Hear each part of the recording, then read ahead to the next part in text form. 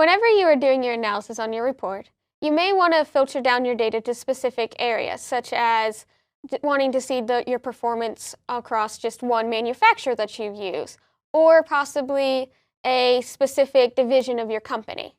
So to do this, you can use the filter pane, and you'll be able to use this filter pane on both your visuals, a report page, or across the whole report.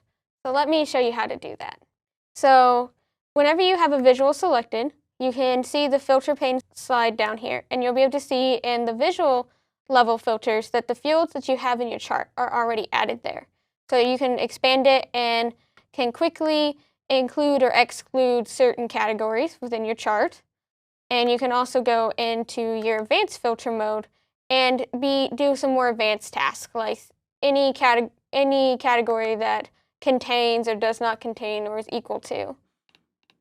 You can also filter based off of a measure, so that you can say something like, I only want to see manufacturers that have less than $1 million in sales.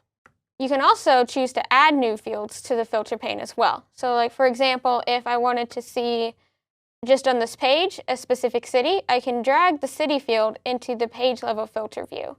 And then from there, I can select certain cities and filter the page. Of course, I can also do this across the report level if I want. Additionally, we have one more advanced filter that you can do on a visual. So if you're looking at your manufacturers and you only wanted to see the top 5 manufacturers based off of revenue, you can choose the TopN filter. And from here, you can say, I just want to see my top 2, and then you can choose which measure you want that to be based off of. So in my case, I want to see top 2 for revenue. So I'll drag in revenue here.